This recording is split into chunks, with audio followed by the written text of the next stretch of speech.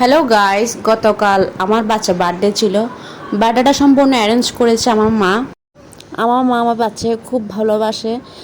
যখন আমি ছোটো ছিলাম তখন আমার মা প্রতি বছর আমার বার্থডে করতো। যেহেতু এখন আমি বাচ্চার মা হয়ে গেছি, এখন আমার বার্থডে করা হয় না, আমার বাচ্চাটা কিন্তু আমার মাই করে। দেখতে পাচ্ছেন আমার মা আমার ছেলে কত খুশি। আমার বাচ্চা কেক কাটার সময় আমাকেও রাখেনি, আমার মাকে নিয়ে কেক কাটছে।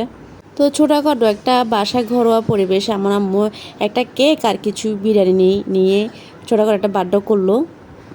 আমার মা আমাকে সবসময় বলে যে আমি যতদিন বেঁচে আছি তোর বাচ্চার বার্থডেটা আমিই করব, আমি মরে যাওয়ার পর তুই করিস।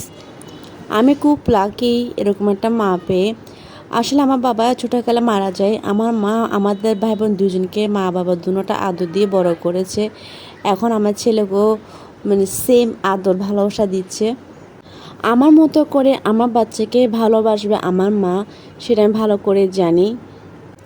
আর কেউ না, এমনকি আমার বাচ্চার বাবাও না।